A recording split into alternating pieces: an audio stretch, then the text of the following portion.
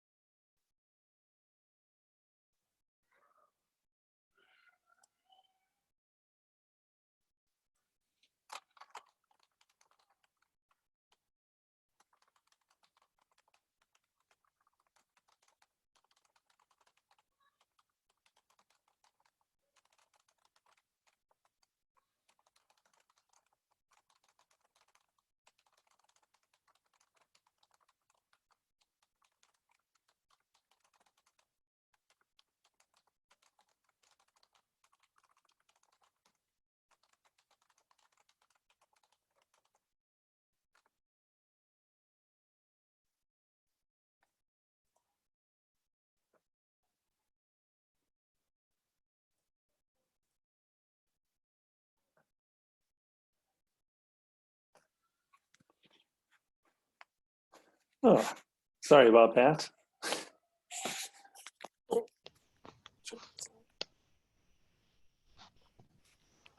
There you go. Sorry about that. No worries. I was like wondering what was going on. Right. I was like, where is everybody? And I forgot that they changed the security settings on me. It's been recent. Yeah, they had a bunch of people like popping in on meetings unannounced, and uninvited. I think I had told you guys about that before. Yeah. So they kind of made the default, every meeting has a password, and then every meeting has this waiting room where I have to let you in. Right. So yeah, I mean, I haven't had any issues since then, so I guess that's good. So the Thank link, you. yeah, the link should be fixed now. So in the future, you should just be able to click on that Zoom link again, like you were before. I was trying for like 10 minutes. I'm like, why does it keep asking me for a password? Sorry. And I was here like, where is everybody? Because I remember fixing this before, but it was for my 2 o'clock class. They have a separate D2L page, and I was like, oh no. Oh well, best intentions. All right, I do have a plan for today. There's my plan. And I'm sharing my screen, right? Yes, okay. All right. So while we wait for everybody to pop in here, we got a couple more people joining us. I posted some details about an exam reflection, which I know Professor Teichert, well, I don't know, I don't know this, but I assume he did not do something like this before, but it's one of my favorite assignments. And I think it's super valuable to not just like, I got my test, oh, there's my grade, oh, okay. And like, I guess you could say in the recycling bin, but nobody goes, we don't have, so we go in the digital trash, I guess, in our recycling bin on our computer. But I think it's super valuable to take a few minutes and reflect on how you did and kind of mistakes you made and what went wrong. And like, especially now with all these changes, like, why did I get this grade? Like, what's my plan moving forward? So I want you to do a reflection assignment. I'm going to talk about the details for that. We'll do some homework questions, and then I have some extra examples. Hopefully we can have some time to do those. By the way, thanks to everybody who filled out the survey. I'm going to do like a response video, basically. I don't know if I'll do one for each class or just do one big one, because some people had comments like, oh, I missed group work, and well, that was my stats class that used to do group work, so it's not really applicable to everybody else. Anyway, but I'm going to do a response to that. If you haven't taken that survey, please put some comments there. If you have questions, I will try to answer them all. I guess I have a item 0 I want to do first. I have some updates about the semester and grading. I know that's been a topic that people have been interested in. So even though I'm going to post this on YouTube and it'll be public, you did not hear this from me because it's not official yet. But I do know that the withdraw deadline, if someone's stressing about that, that is basically like till the last day of the semester. So that's going to be extended kind of all the way till the end. And then second, we've talked about grading and the pass fail and the challenges for a transfer institution and how we can't do that. Well, there's going to be an option, and it will be after grades have been turned in. It's not going to be my option as well, but you as students will have some type of option after grades are turned in to have like a no harm, like choose how you want that grade to be handled after the semester is done. Some of that's going to depend on where you're transferring, and if you have a pass, does that transfer? Does that count for differential equations?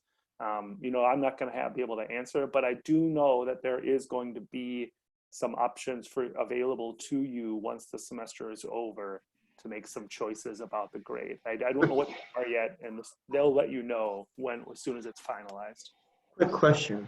Mm-hmm. Let's say I get a B, which I'm trying to strive for. Yeah. Mm-hmm. Are they gonna put it as a pass or actual B? So what that would be is I'm going to assign letter grades, right? So I'm going to assign letter grades, and it would be your choice. Whatever they decide or whatever they want to call it, it's going to be your choice for how to handle that. Because some students need the grade, and other students are like, you know what? I was getting an A, and then all this crap hit the fan, and I ended up with a C. Can I just like take that off my transcript and give me credit for it, but not have it on my transcript and my GPA? And we're going to have some way to be like, yeah, sure, call it whatever it's called on your transcript. And so, but that's going to be your choice. Okay. So I'm just going to proceed as usual, submit my grades at the end, and then it's out of my hands. So keep your eye out for email. They're working hard. Administrators are like super stressed too, and they're meeting and trying to come up with a plan. So there will be a plan definitively, and it will be your option for how you want to handle those grades. Okay, so let me pull up the reflection. I don't know how many of you had a chance to look at it already. So you should see in the Dropbox for the exam, you should see a PDF of my written comments on it, which was actually kind of nice. It's pretty easy to do. If you go to the Dropbox, you should see a document attached there, and your grades should be updated. So double check that. One person already found that I can't read my own writing, and I wrote the wrong number in. And so double check and make sure everything is written in there correctly. And so I have a YouTube video of me kind of just like this. I had fun with my green screen. Did I show you guys my new green screen? Like, hold on. It's like literally like a green sheet that I bought on Amazon, and I have a whole stand and everything. And then I can like put fun backgrounds in the back. And so this is my Spartan one here that I've got, a little Sparta cat here. So I did a solutions video for that. And then I want you to complete this exam reflection. So you can type this, you can handwrite this, it doesn't matter, whatever you want to do. There's two parts to it. The first part is where you're looking at any problems you lost any points on, and you're writing about the mistake you made. You're writing a sentence or two. Here are the mistakes I made. If you want to talk about a type of error, that's where I think it's beneficial. So let me talk about these types of errors and why this can be helpful. So you could have misread the directions. Maybe you went too quickly, and did the wrong partial derivative or whatever. Maybe careless is a bad word. It's not that you don't care, but you see me make those, the integral of x squared is x cubed over 4, you know, or something silly like that. They're like, we all make those mistakes. Maybe it's a concept error, so you just did not know what the question was about. Those are the scariest ones. Maybe it's an application error. Those are the most common. You knew what to do, but you got bogged down in the algebra, or you got stuck on an integral or something like that. Like you had the plan, you knew the concept, but you got bogged down in the middle. Those are the most common. Test specific, maybe you just left one blank, you rushed through it. This is not as applicable now because like you rushed and finished early. I mean, because you had all day, you know, so. And then the last one would be a study error, which was related to the concept error. You studied the wrong material. So the reason why these are valuable is if you see a trend, like, wow, I had like 4 careless errors because I was, you know, even though you're at home, maybe you're still kind of rushed and like try to do stuff in your head. Or maybe you had some application errors where you're like, man, I really need to practice my integrals because I knew what to set up, but I got stuck in the middle somewhere. You know, so it's really like to give you a big picture of what's going on. So, and then after you write about your mistake and describe your error, then you watch the video and complete the problem again correctly. Incidentally, nothing annoys me more than people thinking they corrected it and then doing it again wrong, because that means they didn't even bother to watch the video that I took all that time to make. So watch the video, all the answers are there, and you'll see how I did it, and you're going to use that video to do it again correctly. So I'm not grading this for points or anything, but I just want to make sure that you do know how to do that problem that you got wrong. If it's a long problem and you just made an error toward the end, feel free to just pick up at that point and proceed from there. You know, some of our problems are like full pages, and so feel free to pick up, well, I had the critical points right, I just did my DE wrong, I did my second partial derivative with respect to x wrong, or something like that. So feel free to jump around. And then the second part is an overall reflection. And this is where, especially now that the semester has definitely changed for you in like so many ways. So, but, you know, reflect on, okay, why do I think I got this grade? If you're happy with your grade, like, well, I mean, just be honest. Why do you think you got that? Have you been working hard? You've been watching all the videos? The extra time was helpful? I saw some students' grades really improved from previous tests, which I was like, whoa, that was not expected. But maybe, I mean, maybe my tests are easier. I don't know. I don't have Professor Tyker's previous tests, but maybe the extra time helped you relax. I don't know. So, you know, just be honest there. That's actually the truth. I had about three and a half hours, because on Thursdays, I also have another class which has an actual live Zoom meeting like this one. But I got home at 3 and then immediately went to it all the way to 6:30. That's when I turned it in because I knew I was going to have not enough time left. But once you have enough time, you're just going through it. Because I don't know if you noticed on mine, I just kept erasing. I'm like, no, this is not it. Yeah, it's definitely different than in a face-to-face class. I think learning is more difficult now, in my opinion. Yeah, but assessment maybe is easier because you can kind of relax and take your time. I do know I have students in other classes that have children and they're at home, and assessment is like worse because it's hard to find time, and like finding 3 hours of continuous work time is impossible for them. Yeah, I got 2 children over here I also got to take care of, so. Yeah, it's tough. It's tough. What I would like you to do then, after you kind of reflect on it, is pick up 3 specific actions you're going to take moving forward. Now, if you got a 94, like awesome, what are you going to continue to do? If you got a 74, you know, that's not where you want to be. No one wants to get a C. Everybody has hopes for A's and B's. So what are you going to do to improve? Maybe like the chats in the Discord and my email inbox is honestly quiet with homework questions. So like I'm getting paid a full salary right now. So, you know, maybe more people need to post questions there or email me more questions. And then the last one here is not going to be applicable for this exam, but maybe the next one we'll kind of reflect on, okay, how did we do with the things we said we were going to do last time?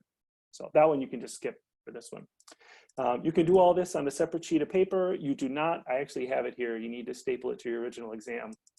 It's not really applicable now. I have all your exams, so you do not need to resubmit your exam, but just submit your comments. You can do them on a handwritten piece of paper, again, in your notebook. Some people like to type the reflection. Like my arm will cramp if I'm going to write that much, but it is totally up to you. Whatever you want to do is up to you. And this is going to be another Dropbox. Let's see, go back to the home page here. I was going to give you the weekend to work on that. I thought that sounded reasonable. So by the end of the day on Monday for that. Okay. Any questions about the reflection assignment?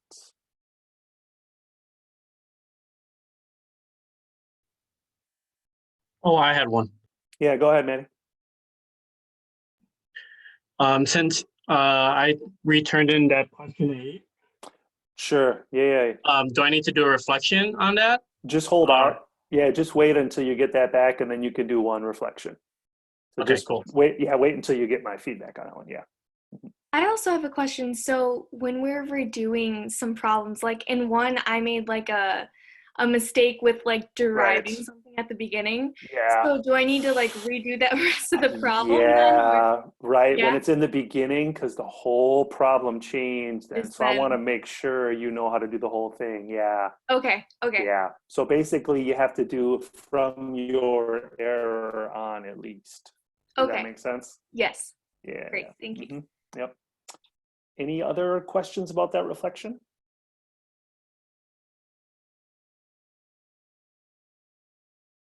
All right, it's super easy to get feedback now. If you did one and you're like, is this right? Just take a picture of it, email it to me. Say, hey, Professor Curlin, is this okay?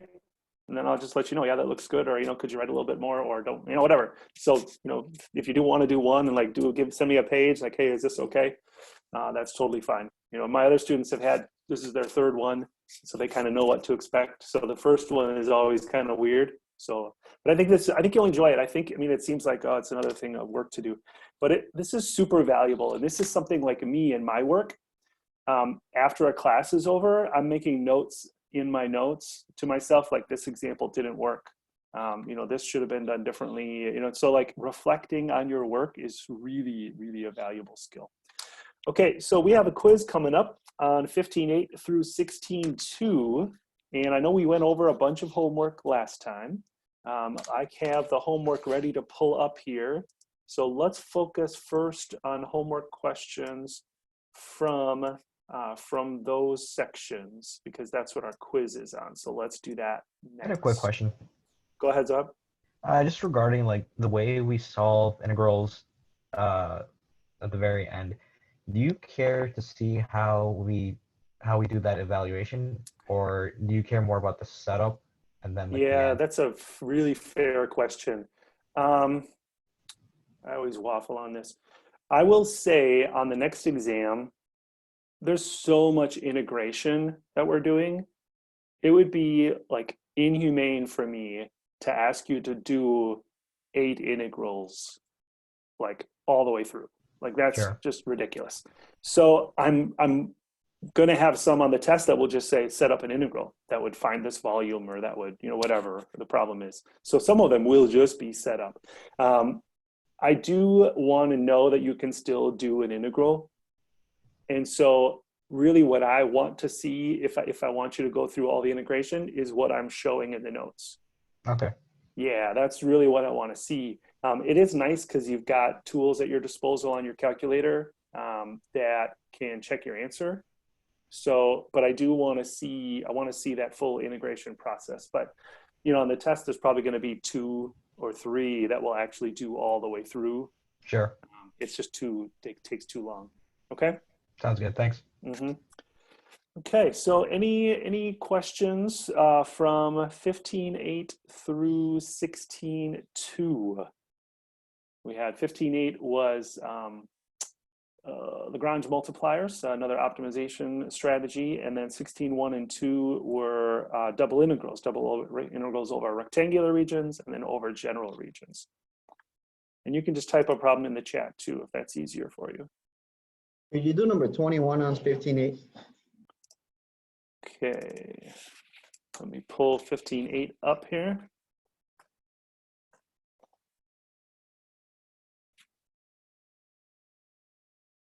And generally what I find on these problems is most students will understand the strategy and then get stuck in actually solving all these equations, this system of equations? You said 21? Correct. Okay. Right. Whoa, that's so small. Okay.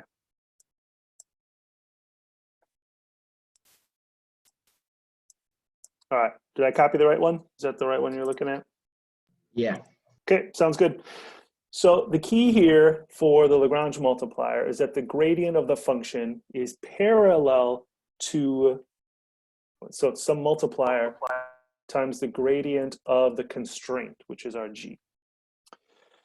So the gradient of f, that's pretty straightforward. That's actually 1, 1, 1. Doesn't get much easier than that. And then g, you have a couple options here. Essentially, the left-hand side of this, you can treat this as g of x, y, z. Some people like to get it equal to 0 and say the constraint is when g is equal to 0. Either way is okay. The most important part is that there's a constant on the right, because whatever that constant is, you're going to take derivatives and it's going to be 0 in the derivatives. So whether you have the -5 or not, it really doesn't matter whether that -5 is there, because you're going to take partial derivatives. So none of that really matters, as long as that's a constant. So we have the gradient of f, and that's equal to some scalar multiple of the gradient of g. So the derivative with respect to x, 2x minus y, and then with respect to y, 2y minus x, and then with respect to z, 2z. I think. Okay. And then what this is going to do is this is going to give us 3 equations. One is equal to lambda times 2x minus y. That's weird, 2x minus y. One is equal to lambda times 2y minus x. And then 1 is equal to lambda times z. No, 2z. Sorry.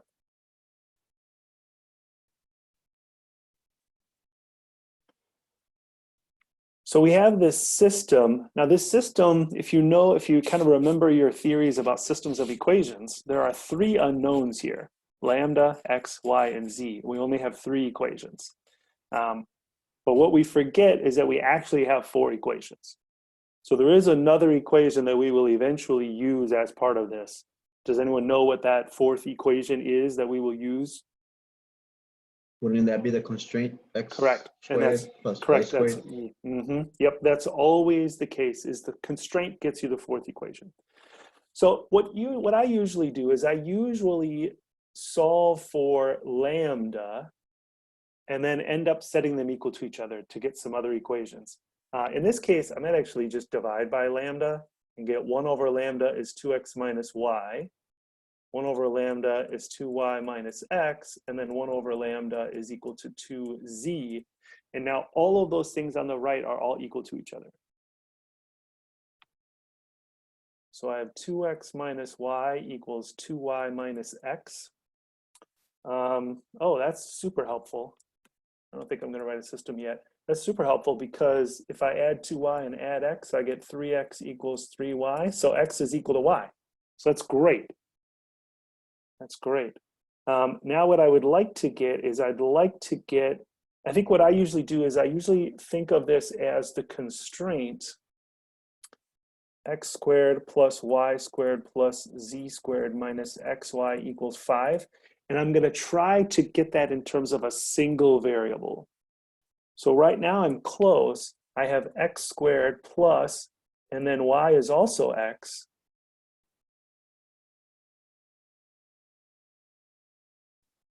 And so you can see all I need to do is get z in terms of x. And then I'll be able to solve for x and then y and then z.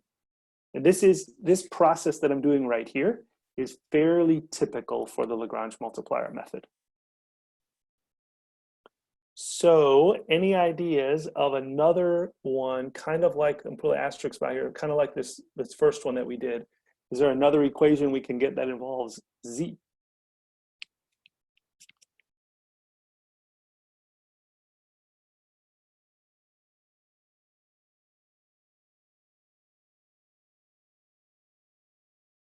Do you do 2x minus y and plug in x for y? Okay, that's Equals fine. 2z? Equals 2z, right, right. So you could pick either of the other ones. In fact, they're equivalent because you're going to get x equals 2z. X is equal to 2z. So z is x over 2. And then now we have our equation that only has x in it. And I'll let you solve for that. And then once you get x, you've got y is equal to x, and then you have z equals 1/2 x. And so you should be able to solve it from there.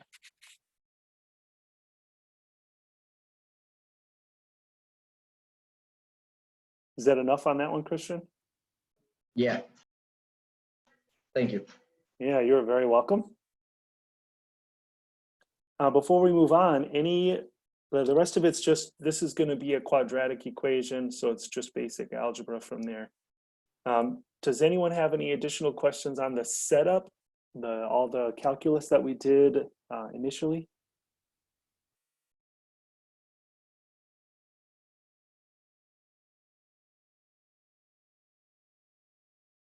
Zubair, did I make a mistake? 3y equals 2z? Okay, it says never mind. Okay, good. I mean, not good that it was your mistake, but that's better than, from my opinion, that's better than it being my mistake. All right, other questions then. We're focusing right now on what the quiz is on, 15.8, 16.1, and 16.2.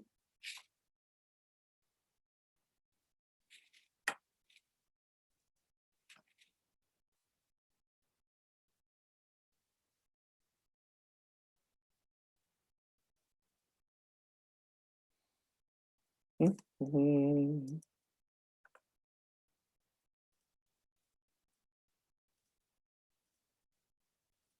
All right, I am not seeing any additional 16.1 and 16.2 questions. Did anyone have, this is not on the quiz, but this will be next week's quiz. Does anyone have 16.3, which is double integrals in polar coordinates, or 16.4, which is triple integrals? Does anyone have any questions from either of those two sections? Well, one question is not on a problem, but when you switch from Cartesian to polar, do you have to add an r every single time? Correct. So if you have an integral, not a volume, but just if you have an integral over a region, and then you have, say, some function, sorry, f of x, y, and then there's the dA. In rectangular coordinates, that's the integral over the region, f of x, y, dy dx, or dx dy. In polar coordinates, it's the integral over the region, f of, and then you got to change it to r cosine theta and r sine theta. That's what, because your function has to be in terms of r and theta, because that's what you're integrating. And yes, it's always r dr d theta. So the dA is equal to dy dx in rectangular coordinates, and it's equal to r dr d theta in polar coordinates. So in fact, every time that's the setup, yes. It gets better. I don't know if anyone's watched the 16.5 videos. That wasn't for today. That's going to be for Monday. So for 16.5, you actually have triple integrals in cylindrical coordinates and spherical coordinates. So you have a third. It's not in triple integrals, it would be a dv instead of a dA, but there's 3 different ones, but they're just standard. If you're going to use that coordinate system, it's always that setup there. Zubair, you said, can we integrate d theta first? And you certainly can. You just have to be careful. You just have to be careful of your bounds. Usually we integrate r first, but there's no reason why you can't, because most of the time you're integrating over a circle. So you're integrating out to some a. And so theta is going 0 to 2 pi. R is going from 0 to a, whatever that is. And so you can usually switch them with that. But you do have to be a little bit careful. If you're not integrating a circle and you're integrating say for example, you're integrating, there's one example in the video, this is terrible. It's a circle, but it's not centered at the origin. And so R isn't going from 0 out to a constant, it's going from 0 out to some function of theta, and R is a function of theta. Then you can't really integrate theta first. You have to integrate in terms of R first, and then add up as you go around the circle. So most of the time, if you're integrating over a circle centered at the origin, you could do theta first, but not always. So I honestly never do theta first, because maybe it's just the examples that I've chosen. They kind of always end up integrating R first, but mathematically, it's not that you can't, but it just usually is not the easiest way to do it. It's a good question though. I like that question, because you know, for dy dx, we switched them a lot, right? We tried switching. What happens if we switch the order first? So it's a reasonable question here too. All right, so we're still going to homework questions. Any 16.3 or 16.4 homework questions? I just had a question about sort of more concept stuff. Sure, go ahead. And I have the notes here too that I could pull up if you have a question about something from the notes. Okay, it kept on popping up in the notes and then in the homework too. I wasn't sure what exactly an iterated integral was. The iterated is essentially where you have one integral inside another. Okay. So I'm trying to find. So like, I just picked an example. What page am I on here? 102 in the notes here. So this integral right here is an iterated integral, because you have one integral you have to do first, and then you integrate the outside one. Oh, okay. Okay. So that's all it is. Yeah. Okay. I just kept on seeing it and I was like, oh. Right. What is it? It's like the technical term. Yeah. For Okay. that kind of integral. Yeah. Okay. Yep. Great. Thank you. No problem.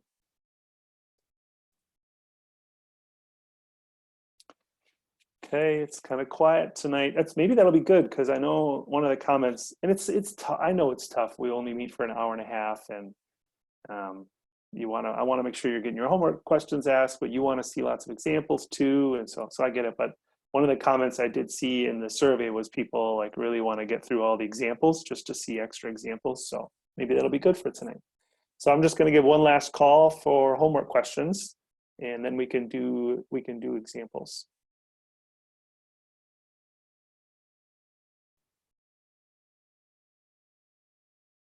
If you could focus on examples on setting up integrals, that'd be great. I'm struggling big time on that. Sure, yeah, that's what the examples are. So I am trying to get better records, so I kind of organized my notebook, but I feel like all we did last time was homework questions. Am I remembering that correctly? Did we do any of the 16.1 and 16.2 practice examples that are posted in D2L? Does anyone remember? Do these look familiar? Don't think we did them. No, I don't think so. No. Yeah, that was my memory too. So now I've got better records now. I don't know if you can see my little tabs here if the font's too small, but I've got separate tabs for the different sections so that I know what we did that day, because it was all kind of blending together in my head. So I'm going to skip these double integrals that are at the beginning of 16.1 because I think, to Christian's point, I agree that like setting up integrals tends to be the biggest challenge. And honestly, that's what I'm more interested in. When you are out doing real math, nobody says, here's an integral, evaluate it. Like, it's not, you're not going to be like, here's this integral, go evaluate it. Like you're going to have to figure out, you know, what is my function? What do I do with my function? You know, I don't know if your work's going to involve any integrals. Probably not. Everything's computerized, and you're not going to do an integral by hand. Or focusing more on concepts here. But I think setting it up is a more realistic question anyway. So let's skip. By the way, if you don't have these, I mean, you can just copy them down as I got them here. But if you want to download these, they are under Unit 4. And then periodically, you'll see some practice. There's a 16.1 and 16.2 practice. There's a 16.3 extra examples, and then 16.4 extra examples. So there are a bunch of those kind of, I'm trying to put them after the videos. So if you want, I mean, you can just write them down as we're doing them here today. But if you wanted to have access to those documents in the future. So let's set this one up here. My biggest challenge on these is typically trying to figure out what is the region. So I am very much in favor of drawing it. Draw the region. So I'm going to set this one up and try to draw it here. It looks like X is always positive and Y is always positive. Let's see, I guess these are just constants. X goes from 0 to square root of pi over 2, kind of a weird bound, but I'm sure there's a reason why. And then Y goes from 0 to 1. These are the examples you hope for, and you will get at most one of them on the test, because most regions we're integrating over are not rectangles. but this one is just a rectangle. So we actually have two choices here. You can integrate whichever one you want first. You can integrate X first. Because it's a rectangle, you could integrate X from 0 to square root of pi over 2, and then integrate Y from 0 to 1. Or, I'm going to just put an equal sign. You could integrate Y first, and Y goes from 0 to 1, and X goes from 0 to square root of pi over 2.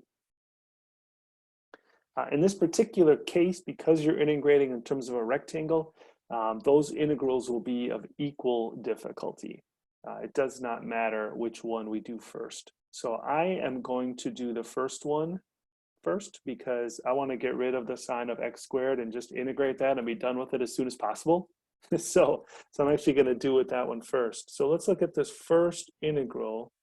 We have xy sine of x squared dx. So we're integrating in terms of x, which means that our little friend y here is a constant. In this particular integral, y is going to be treated as a constant. So strategies that come to mind? Any thoughts?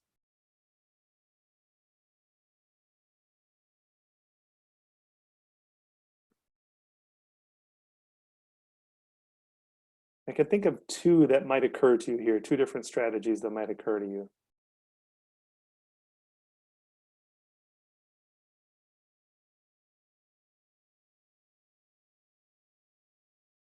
Remember, the y is constant, so you can essentially just look at x sine of x squared dx. The y will have to deal with it, but that's essentially what we're doing. Either use sub or partial? Yeah, right. Those are the two that I thought of. Like, you might think of doing a use substitution or a partial, or integration by parts is what you meant. Yeah, there you go. So which one is easier of those? Use sub. Right, so let's hope that works. And in fact, it will. Let's let u be equal to x squared. Then du is 2x dx. And if we divide by 2, 1/2 du is equal to x dx. I don't know if Professor Teichert did it this way, but I always try to solve for stuff that's in the integral and then rewrite it. So we'll have 0 to 1, and then we'll have the integral. We have 1/2 y sine of u du, and then there's the dy after that. I like to change my bounds. That's just my personal preference. So I like to do u at 0 would be u squared, that's 0, and u at square root of pi over 2. Oh, there, that fixed our square root of pi over 2. That gives us pi over 2. I like to do that because then you don't have to put u equal x squared back in. You're done with the x squared. Now you just integrate it in terms of u. I'm sorry. How do you do that again? I've seen you doing that, done that in different examples, Yeah. and I couldn't follow. Let me get up to a blank sheet here. So I'll go back to the problem for those that were still working on it there. So if you have some integral of, say, f of u dx, something like that. That's a bad example. But the idea is, if you're going from a to b and you do a u substitution, let me just do this. Let me call it, I'm just going to do the same one we just did. So say we're integrating from a to b, and we have x times some function of x squared dx. So like sine of x squared or some other function of x squared. So we let u be equal to x squared. We do our, what's du, 2x dx. We get, okay, well that's 1/2 du is equal to x dx. And so this, the a and b here, those are x values. X goes from a to b. Well, u is x squared. So then u at a is a squared. So if I'm going to rewrite this integral, now I'm integrating in terms of u. So I should have the bounds in terms of u. And so what you do is you just substitute in the lower and upper bounds into your u function. When x is a, u is a squared. When x is b,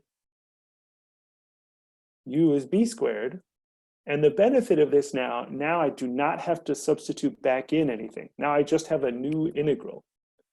And the theory behind that, why that works, is just integration by substitution from Calc 1. And so we could do some Googling to kind of figure out why does substitution work. Essentially what you're doing in substitution is you have some function f of x that goes from a to b. And you're doing a substitution, u is some g of x. And what you end up with is a different function in different lower and upper limits. Now they're g of a and g of b, but after substitution, the two areas are equal. You've made it into a different integral. It's the area under a different function, but by changing the starting and ending points, you end up with the same area. And that's kind of the basic premise for why substitution works. But this right here, yeah, this is the key of how you change those bounds. All right. Okay, so let's jump back in. Let's see here. I think we're ready to integrate. 0 to 1, 1/2 y will have negative cosine of u from 0 to pi over 2 dy. I feel like I never, ever, ever leave enough workspace. I'm always running out of workspace. It's all right. I've only been doing this for 20 years. One of these years, I'll figure it out. 0 to 1, we still have y inside the integral, and then I pulled the negative out in front. We have cosine of pi over 2 minus cosine of 0.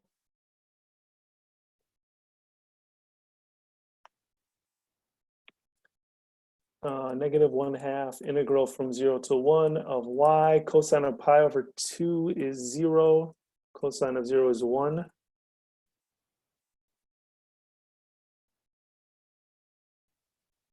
So we get a positive. Wait, I had a negative 1/2. It wasn't. It should be negative, but now it becomes positive. The integral from 0 to 1 of y dy. That's 1/4 y squared from 0 to 1, so we get 1/4.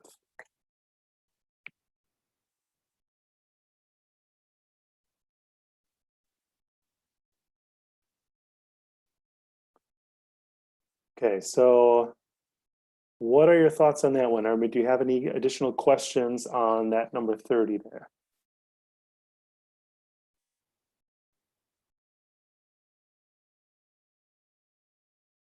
Okay, I don't see any.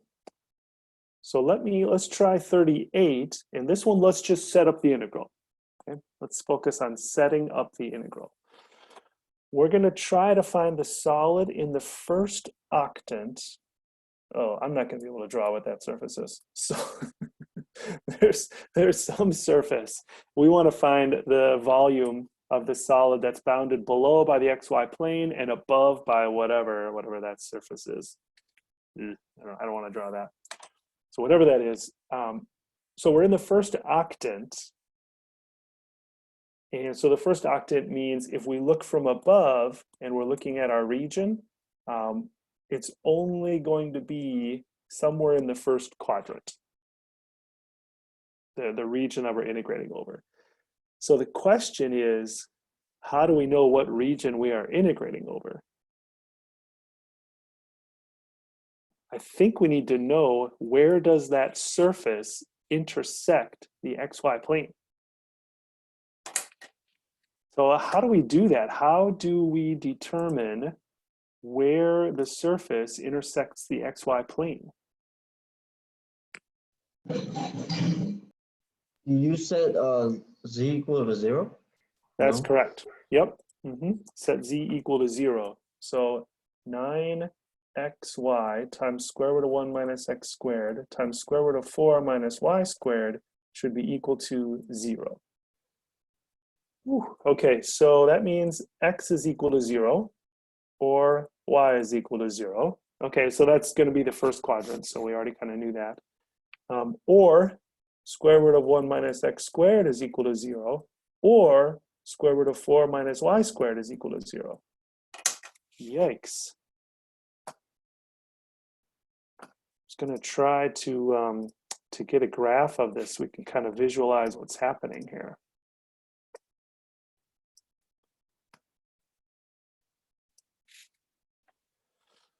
Well, let's see here. If we solve this equal to 0, we'd square both sides. Well, that just means x squared is equal to 1, right? X is equal to plus or minus 1.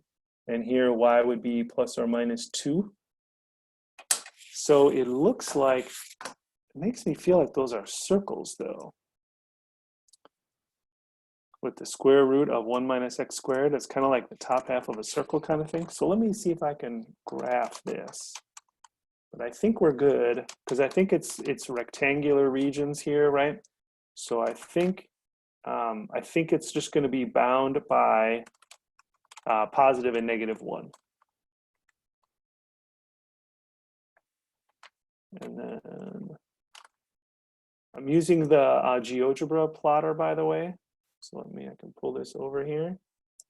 That's linked in the D2L page.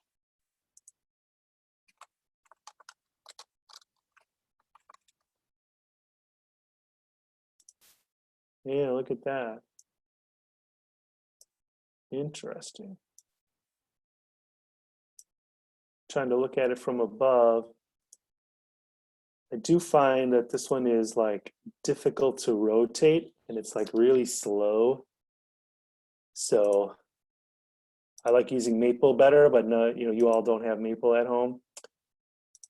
So it's a little hard to see and get this rotated, but you can kind of see the squares there, that it is going to be a square in the XY plane, which we have the advantage here, we know what section it's in, and so all the regions are integrating over our rectangular, but that does kind of reinforce that it should be between these here. So if you pick any number, any point that's in that rectangle, it will work in the function. Any point outside of that rectangle will not work in the function. You can think of finding the domain of this function. 1 minus x squared has to be greater than or equal to 0, which means x squared has to be less than or equal to 1, which means the absolute value of x has to be less than or equal to 1. So you're within that square. And same thing for y. 4 minus y squared has to be greater than or equal to 0, which means y squared has to be less than or equal to 4, and the absolute value of y has to be less than or equal to 2. So this is just a rectangle we're going to integrate over. And just like the last one, because it's a rectangle, we can pick whichever one we want. The volume here will be the double integral of the function 9xy square root of 1 minus x squared, square root of 4 minus y squared. And I'm just going to do dy dx. And y would go from 0 to 2, x goes from 0 to 1.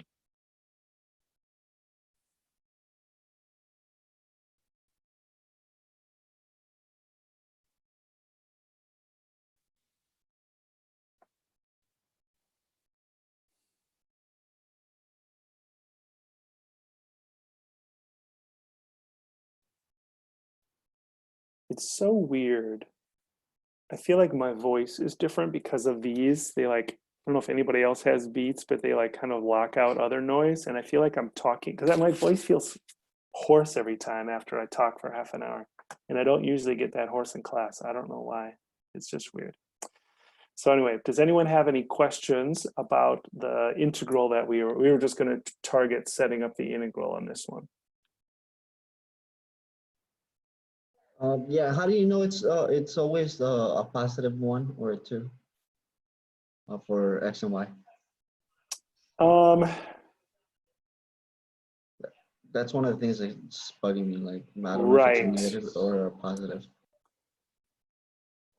Well, so when you get x squared is equal to 1, then there's two ways that can be true. It can be negative, it can be positive or negative. I think actually focusing on this would be better because that gives us the rectangle. So if I look at the square root, just as really thinking about what is the domain of that function? What is the domain of that function? And the function is only going to exist when both of these inequalities are true. When 1 minus x squared is greater than or equal to 0, and when 4 minus y squared is greater than or equal to 0. And if you solve those, you add x squared, you get x squared less than or equal to 1, and you can kind of visualize when is x squared less than or equal to 1. Well, that's when you're between -1 and +1. For our problem, though, it told us we only wanted to look at the solid in the first octant. So we do not care about negative x values. Oh, I see. Okay. Yeah. Cool. All right. Any other questions on that one?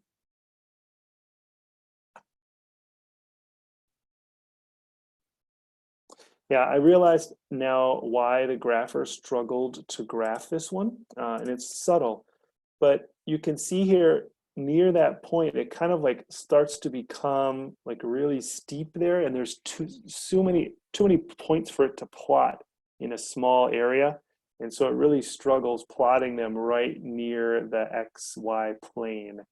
So that one, I've seen that in Maple too. Maple will actually struggle plotting those.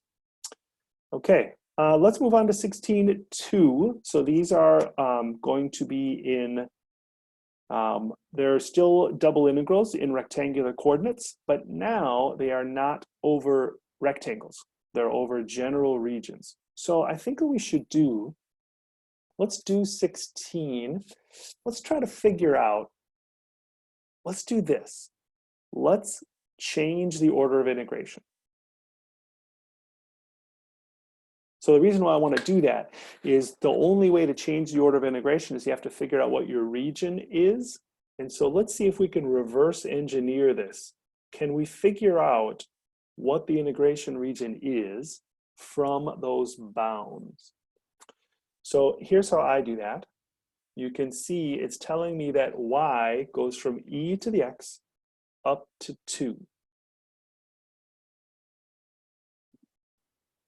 By the way, I only drew the first quadrant because I'm already thinking ahead. X goes from 0 to natural log of 2.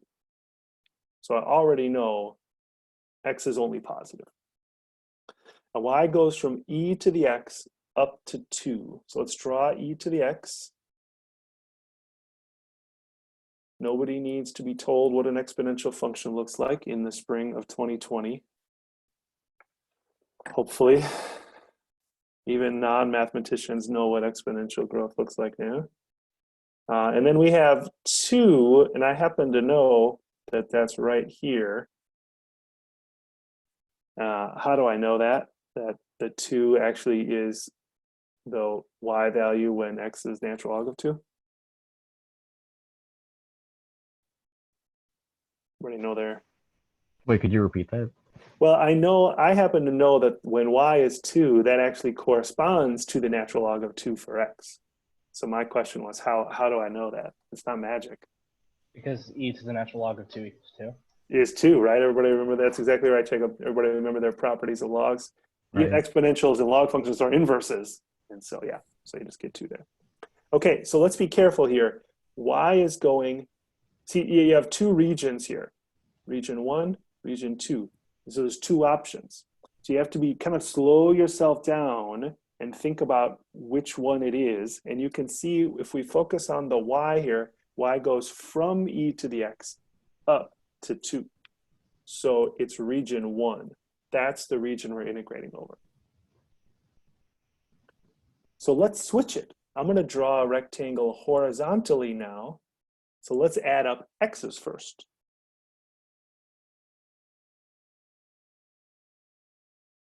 Okay, x also starts at 0 and then ends on the curve. But I'll tell you, the curve is not e to the x. No, x, you have to say here, x is equal to 0. And so I need what x is equal to here. Is it ln y? That's correct. You solve the equation for x. Yeah, x is equal to natural log of y. I don't recognize voices, and I wasn't seeing who that was. Is that Jacob again? Yes. Okay, yeah, good answer. Yep, exactly. So you have to resolve the equation, and you have to just, at least, I don't say you have to do this. How I do this is I'm reminding myself, wait, this is about x. Where does x start? Where does x end? And so I need x equals. So x equals 0 is where it starts. X equals natural log of y is where it ends. And then I'm going to add up those rectangles. Let me switch to red. I'm going to add up those rectangles vertically. Ooh, sneaky. Oh, it's not 0. It's also not drawn correctly. So we know it ends at 2. Y ends at 2. Where does y start? Is it 1? Yeah, right? Because it's e to the x. So my graph is poorly drawn. Not to scale. This is 1 here. Right? That's 1 and that's 2. Oops. So not drawn to scale there. So yeah, it does start at 1 because that's the y-intercept there. So there's a change in bounds, or not change in bounds, a change in the order of integration. It's not what the question was asking here, but that's actually a more interesting question. And double integrals like this are not the ones that are going to give you trouble. They're not. They're just not. You can all, if you haven't done a lot of those yet and you're still working on the homework, by the time you do a few of those, they're not going to be a problem. You're going to be fine with those. And you'll see one, you'll learn a couple on the test and just find a double integral. But the ones that are going to challenge you are the ones where I like draw the region and say, okay, compute the area as a double integral. And so you need to write the integral yourself. Those are the ones that you're going to struggle a little bit more with. Any question on that one where we change the order of integration?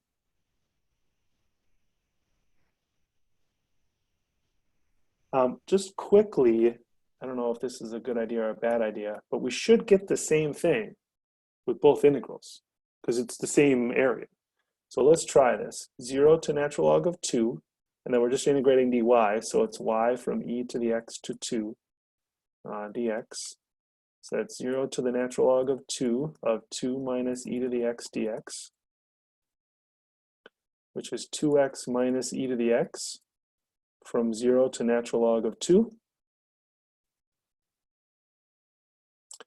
which will be 2 natural log of 2 minus 2. And then don't make the rookie mistake of saying, oh, it's at 0, just going to be 0. Why not this time?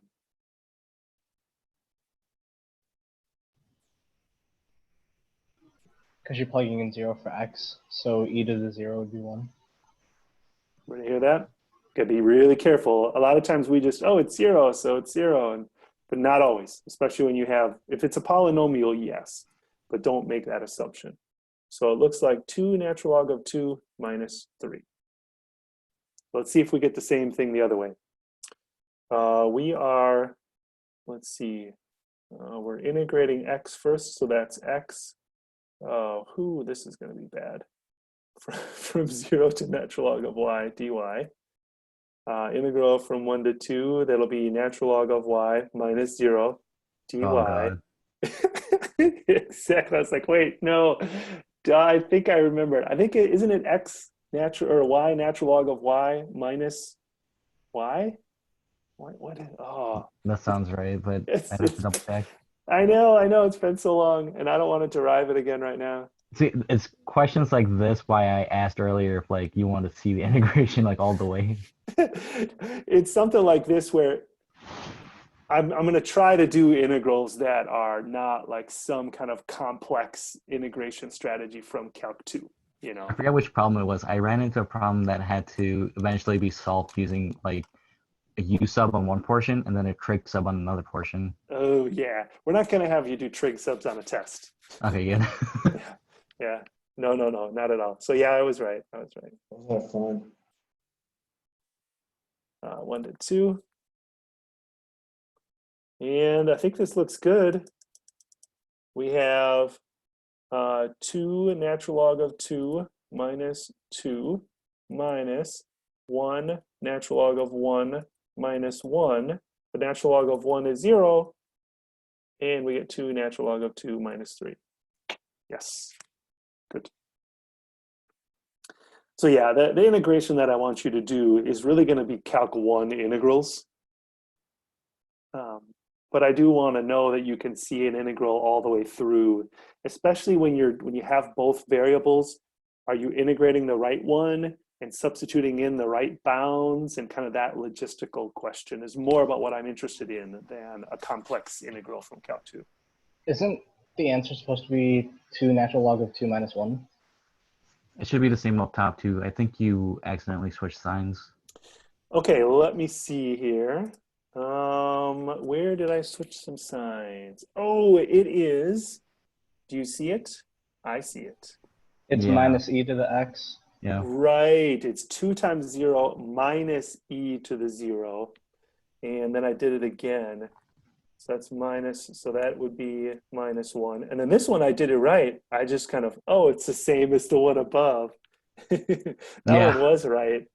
That one was right, but I just went so quickly in my head there. That's why, I think we talked about it. That's why, did anybody like actually add up your points wrong on the test? I don't know if you were here last time when we talked about it. There's like 2 buffer points on the test where if you make, like, you knew what to do it, your answer was like technically wrong, but you did everything right. There's like, so if you add up all of your points wrong, it won't add up to 100. It actually adds up to 102. There's a little bit of a buffer there for like silly stuff like this. All right, good catch on that one. Thank you, gentlemen.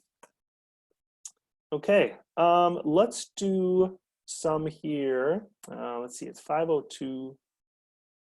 I was wondering about this. First, would you rather just continue or do you want to take a break right now? Does anyone have a feeling one way or another?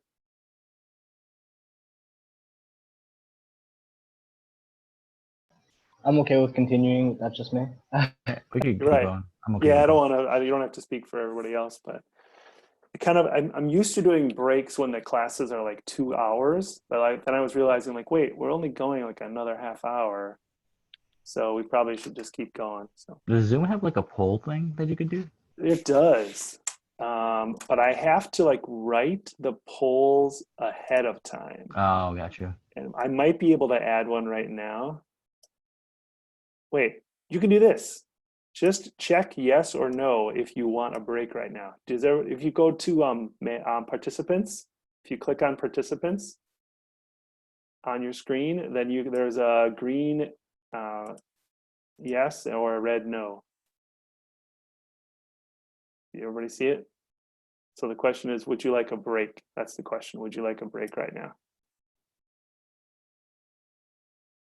Okay, I'm seeing all reds. Yeah, I'm seeing all reds. Okay, we're going for it. Oh, Maddie says slow down. No, I don't think that's what he meant, but I love it. You can actually do like, need a break. You can't see it on mine, can you? The coffee cup. The coffee cup. Yeah, like I need a break. You can clap. That's kind of cool. Thumbs up, thumbs down. But then, yeah, there is polling you can do too, but it's like, it works best when the polls are written ahead of time. I struggle with how to do them all at once. So, all right, I'm gonna wait. I don't know. I can't clear all. I can clear them all. Okay, they're all cleared. Okay, so let's keep going. Let's do some of these. This is the ones I'm talking about where they give you the region and you're going to try to write, to Carmelo's point, an iterated integral. What's that? No, that's just one of these double integrals. And then it tells us the order. That's interesting. Use the order dy dx. Use the order dy dx. Oh no, that's just mean. Use the order dy dx. Oh, I would not do dy dx on this one. I would do dx dy. If it were me. Let's do that. Let's do dx dy. Why do it the hard way? Like, hey, here's a problem. It's not that hard to do the way that it looks like, but do it the hard way. No, let's not do it the hard way. So I would draw my piece horizontally here, which means that I am adding up x first. Hold on, I have a child who is wondering something.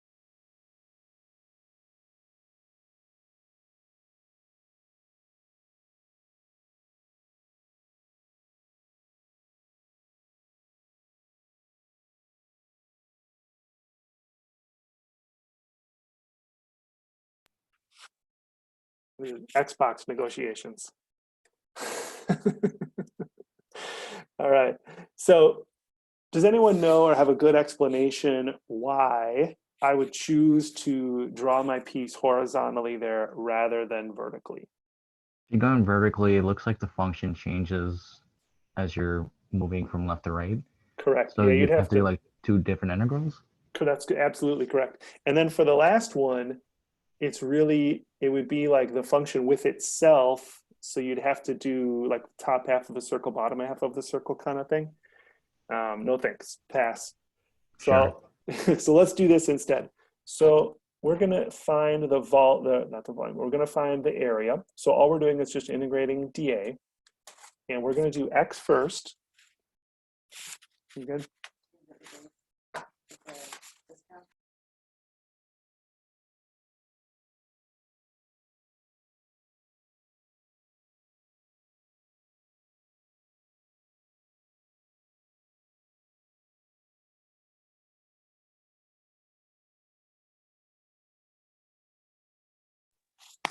Right. That was a much older interruption there. My wife is ordering dinner, so. X here goes from left to right, so it's going from the line to the semicircle. So, oh, we have a problem, don't we? What's the problem?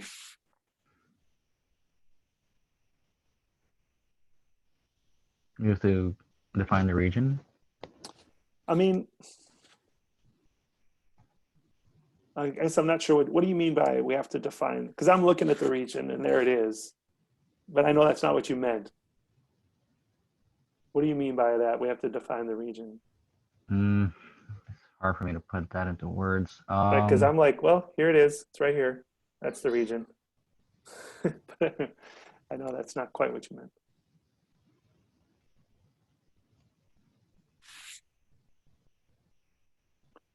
Anybody want to help Zahab out? Have any other ideas about what the problem is right now? Why I paused, like, wait, hold on. Because I was about to set up the integral, but then I paused.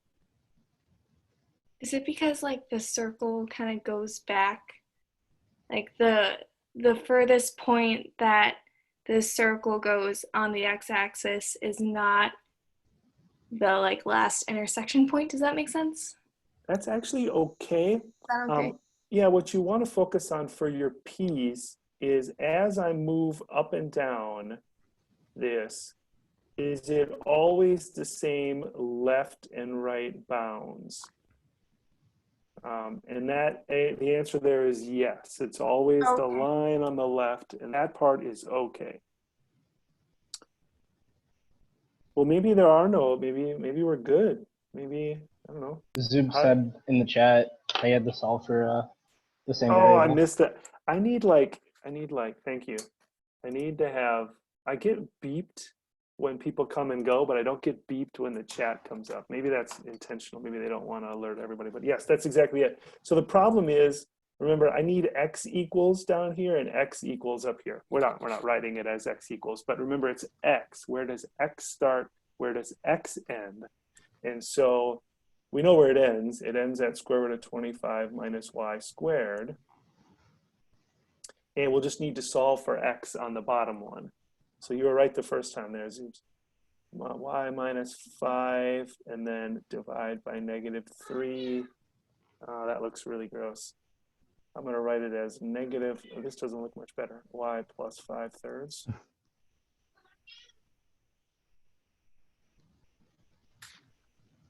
Jeez, it is like interruption city here. Now I have like a 6-pound interruption. My cat wants to get out of the office.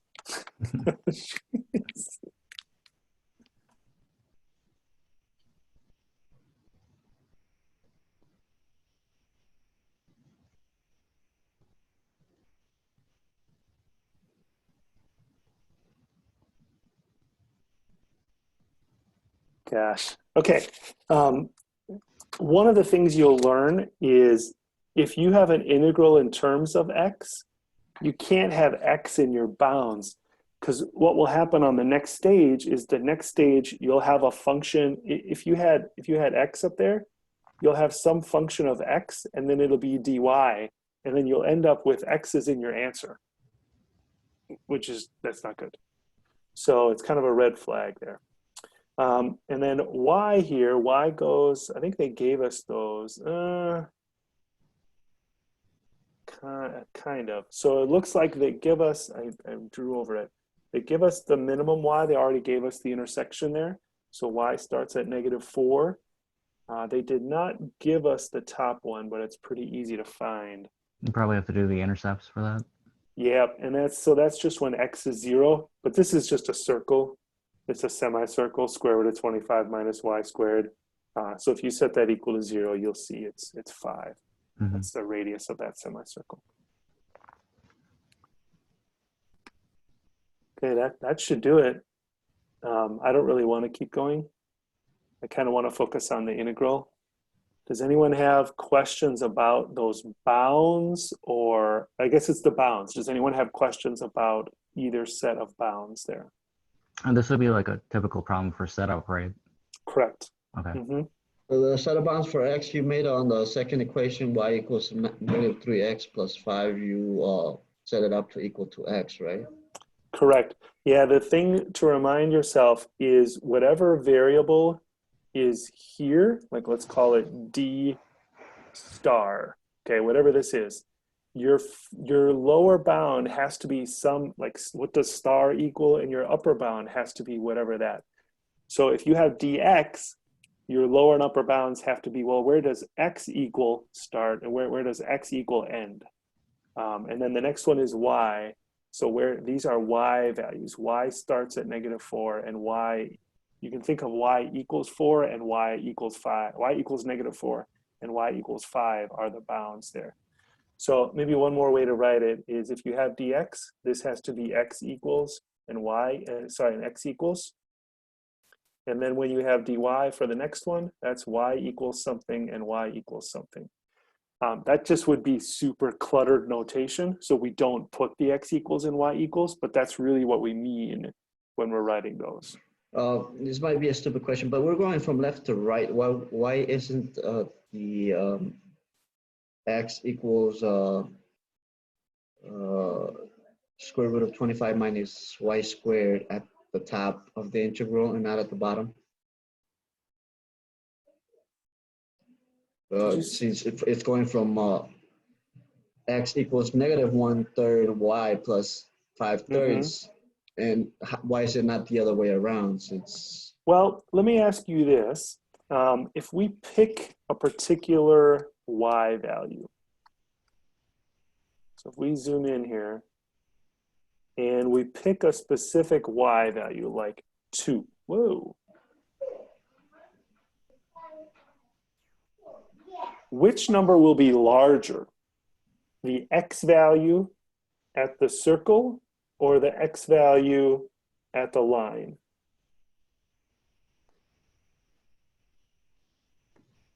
at the circle? Correct. So it really isn't like, we're looking at it from left to right, but the right side is the larger side. Because it's further right, it's larger. So you're going from smaller to larger. And so that's why we're putting the circle as the upper bound, because those are larger. These are Okay. larger. It brings me back to like Calc 2 when we were solving for area, because if we were doing it from the first perspective, it was like from top minus bottom, and then when we had to switch the But if axes, you- it was from right to left. Yep, correct. Yeah, it's the same idea, correct. In fact, you could do this in Calc 2. Right? You don't have to write it as all these area problems. We're writing them as double integrals of dA, but you could write them as single integrals of square root of 25 minus x, minus y squared minus negative 1/3 y plus 5/3 dy, and y goes from -4 to 5. Now, you can do it in Calc 2, but that's why your recognition of that is spot on, because we're really doing the same thing. We're just writing it as a double integral. In fact, if you do this integral, the next step will be this Calc 2 integral.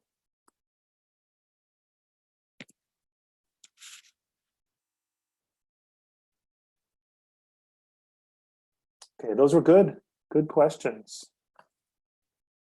Zubair, I saw you were asking about the upper bound as well. Did we answer that for you, why that's the upper bound?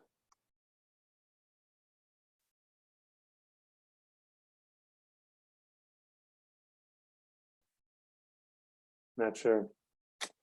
Yeah, the key is, let me just try one more time, and then we'll move on to a different example. I need to like redraw this here.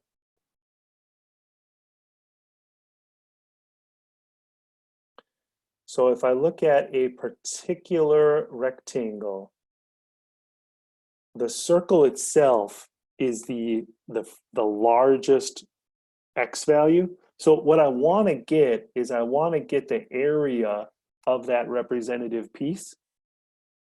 And so I'm going to add up the x values from left to right. And so the x values on the left are the line,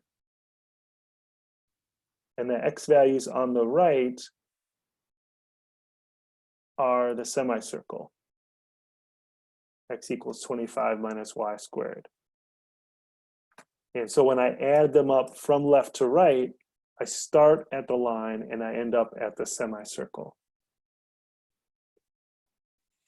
So that's about, I don't know if I can explain it any other ways. A lot of this will get better with more practice, but there's still going to be ones that are challenging. And it's not like, you know, all you do is do this and then you'll fix it, but it'll get easier with more practice. You meant the upper bound of y. Oh, you said the y, and I was thinking of x. Gotcha. So where this 5 came from, is that correct? Yeah. So the 5 comes from this y-intercept, and that's when x is 0. And so if we set x equal to 0, it's square root of 25 minus y squared equals 0. And so that means y equals 5. Actually, plus or minus 5, but yeah. Sorry about that. I answered the wrong question. That happens. Okay. I think what I would like to do now is maybe, because I think we've done, I want to talk a little bit about the next couple sections as well. I did ask that you watch 16.3 and 16.4 for today as well. So I'm going to pull up the 16.3 practice and see if we can knock out a couple of those also today. And then maybe do one 16.4, and then we'll call it a night. The main challenge here is the same. We have double integrals we're going to set up. These are double integrals we're going to do in polar coordinates though. So it's all about figuring out what is our region and how do we integrate over it. So I'm gonna jump around a little bit. Let's see, 14, what were the instructions there? Because that does not make sense looking at it right there. I've got it over here. You know, give me a function. You're like, well, okay, well, what do you want about the function? Find the volume of the solid bounded by the surface and the xy plane. Okay, so we have that surface and the xy plane. I just want to know, is that above the xy plane or is that below? It should be above, right? Because, whoops, sorry. At the origin, when x and y are 0, we get 20. And then 20 minus 2 would be 18. So whatever this is, it's above the xy plane. And then as x get larger, eventually it's going to hit the xy plane. And I think we're going to have to figure out, where does it hit it? Oh boy, this is like frozen. Okay, we're not going to work with that. It does not like me right now.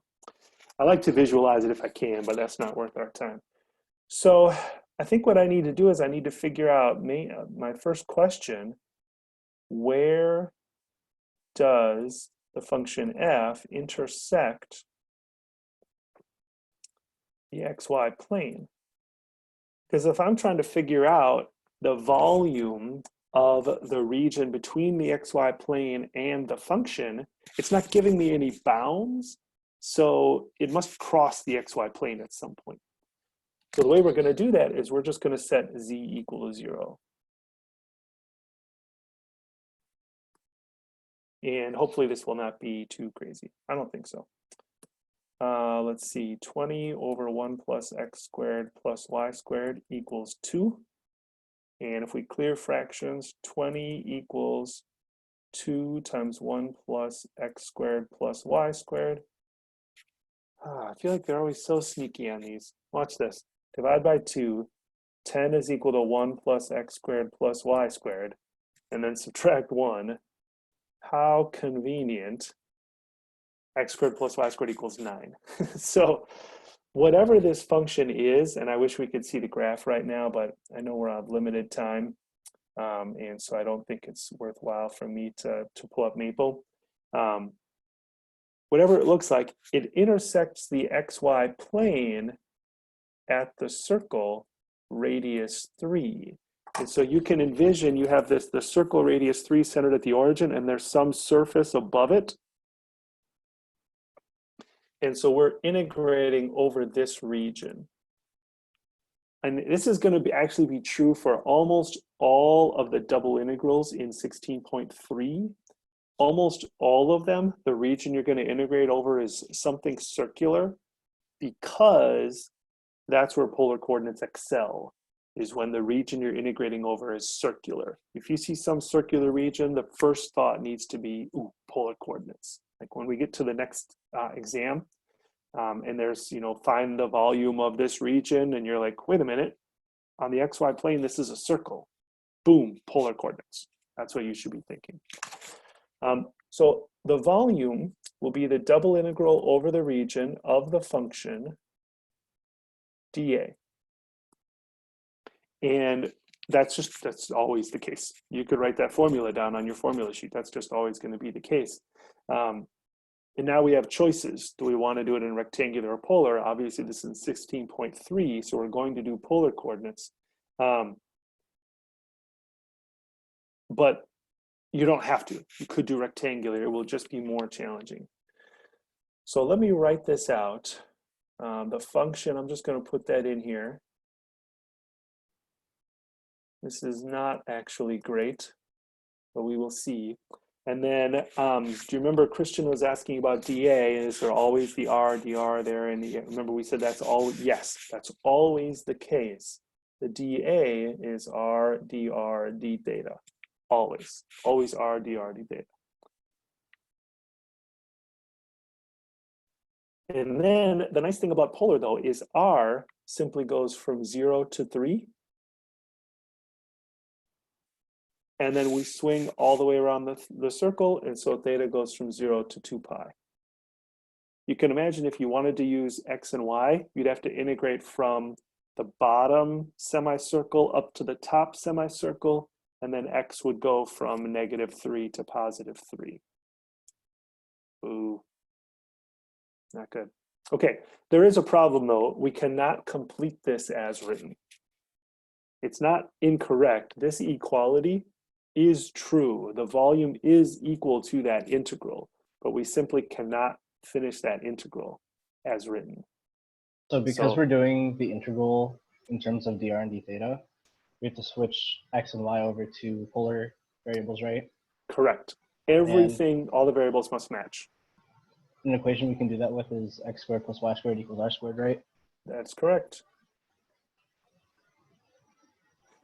If you don't remember that, you can always, oh, you're going to have it written down, but you can always do the x is r cosine theta and y is r sine theta. And if you plug those in there, you'll see it just simplifies to r squared.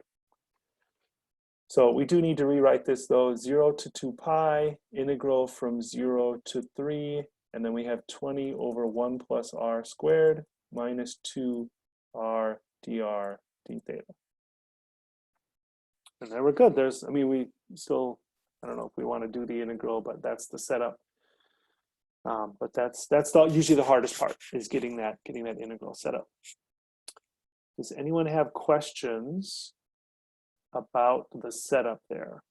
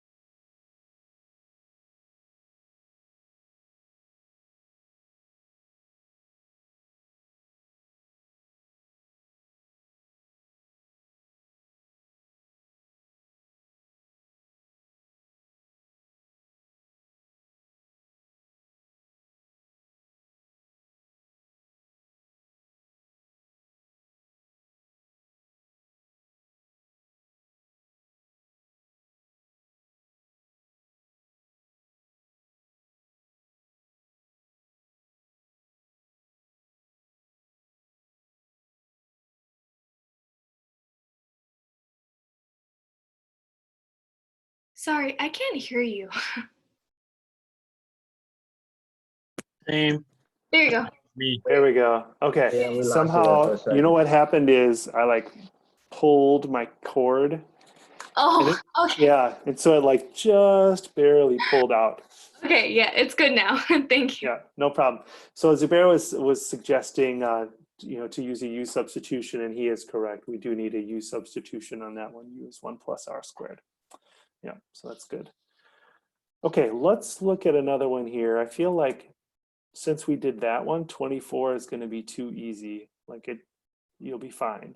You already have the region. The region here is kind of interesting. It's like a washer. R goes from 1 to 2. From 1 to 2. But theta only goes from 0 to pi. So it's just like a half washer. A half a donut or something. And so, but the integral, it already gave you the bounds. R goes from 1 to 2. Theta goes from 0 to pi. And then we have r dr d theta. That's a, that's dA. And then Jacob is his point last time, x squared plus y squared is r squared. So that's it. That seemed like less work than the previous one.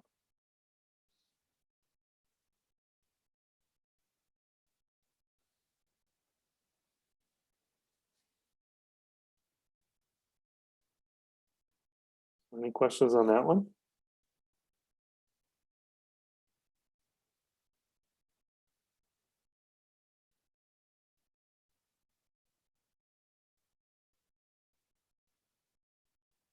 Okay.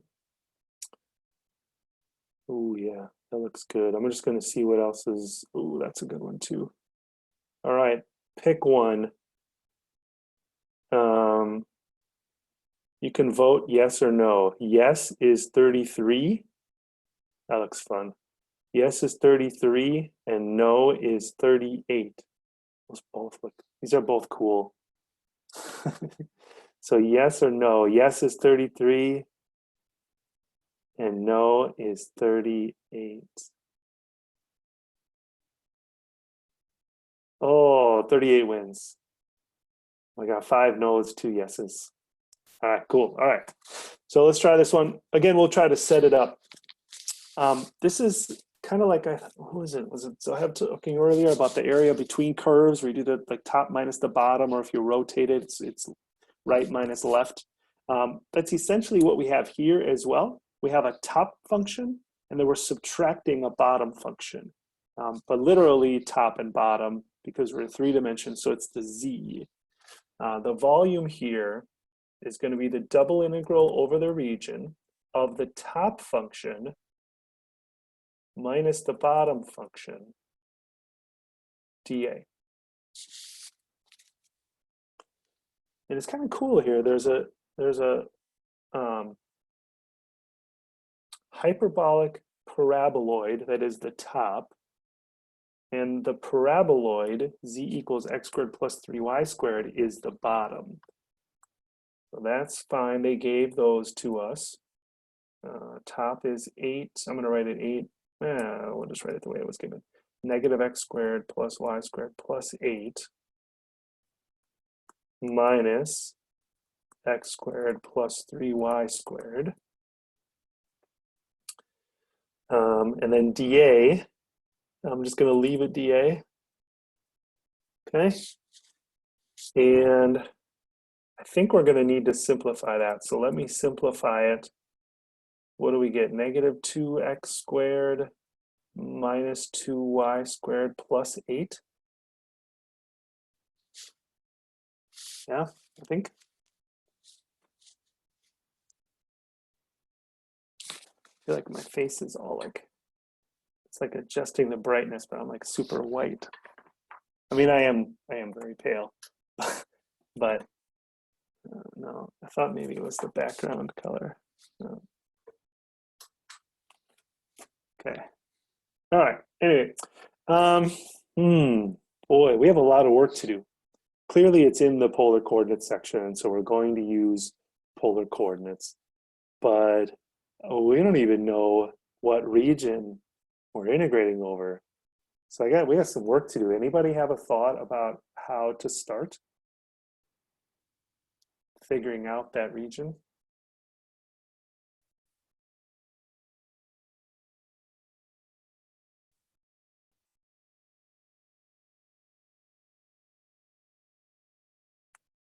I'm gonna give you a hint.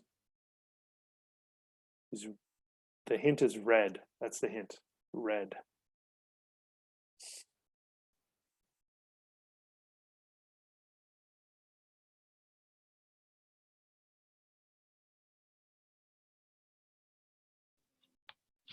Do we set the 2 equations equal to each other?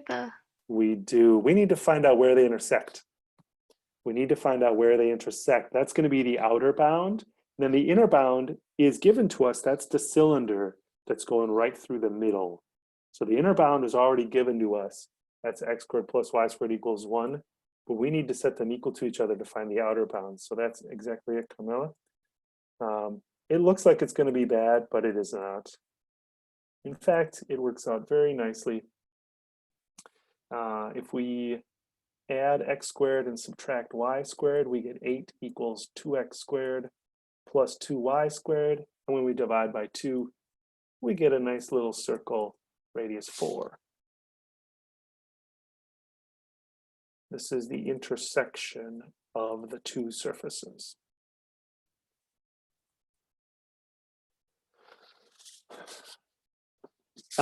We're going to probably go another few minutes here, so do not feel obligated to stay if you have other obligations. I understand. It is kind of nice that, you know, if you have to step away, you have to step away, and it's okay. No big deal. Okay, so the region then, if we're looking at, we have to envision looking at this from above and kind of looking down on top of it. What we have is the cylinder in the middle is being cut out. That's radius 1. And then the outer ones actually intersect at a circle radius 2. And so we actually have this washer here, a washer between radius 1 and radius 2. So it turns out that the region that we're integrating over is actually fairly simple.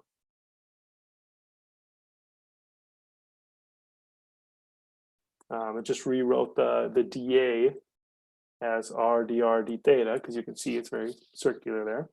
And r just goes from 1 to 2, and theta goes all the way around, this time 0 to 2 pi.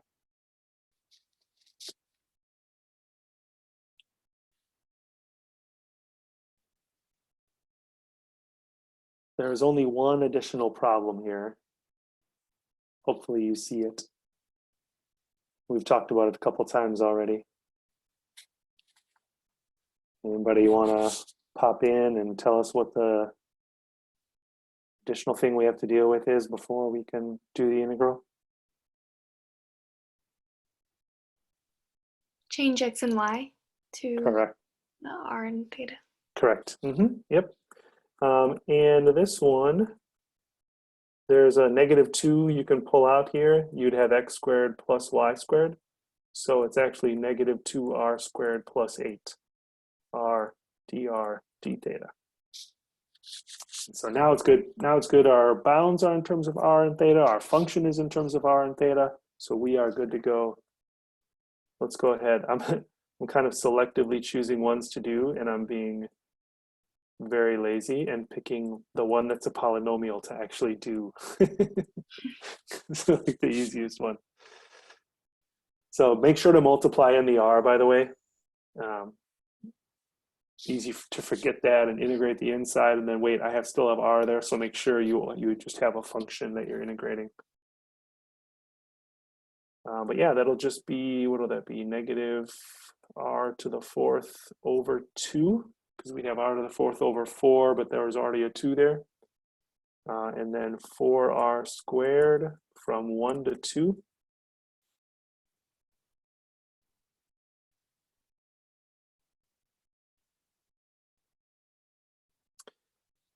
Let's see, plug in 2, we get -16 over 2, so -8 plus 2 squared root 4 times 4 is 16, minus -1/2 plus 4. Oh, sorry.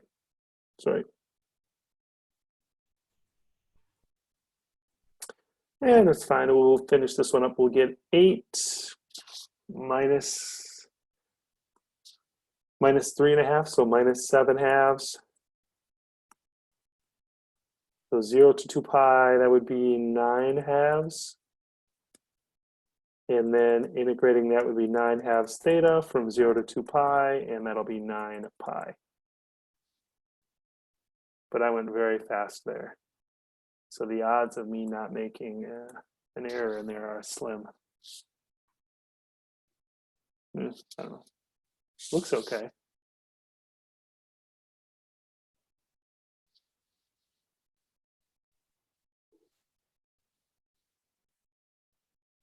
Yeah, I think so. Any questions on that last one there?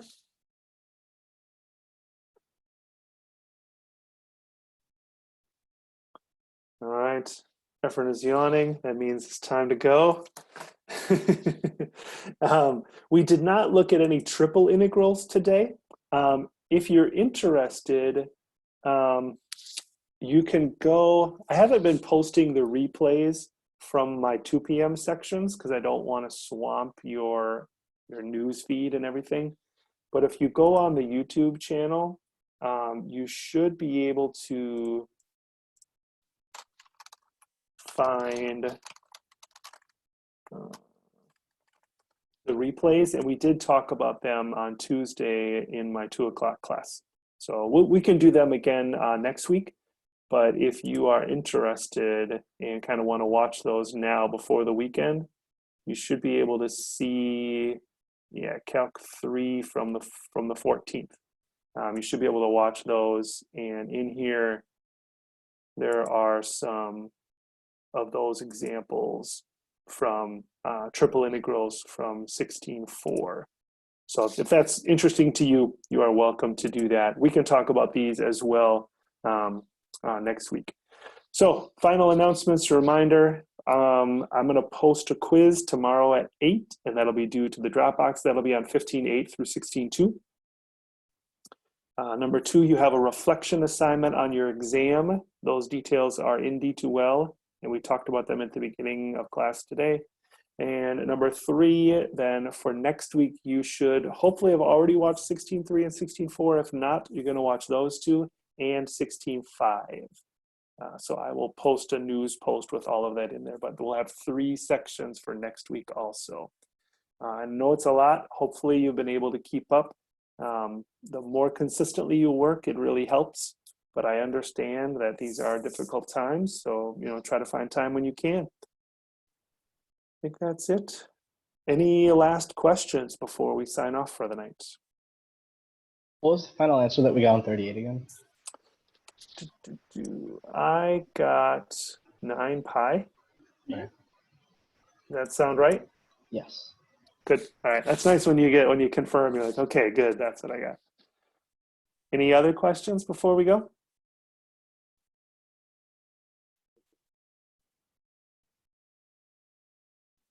All right. Excellent. Have a nice evening, everyone. Email me any questions. I have not been overwhelmed lately, so please feel free to email me with homework questions or post to the Discord chat. Otherwise, I'll see you next week. Thank you. Right. Bye. You're welcome. Bye, everybody.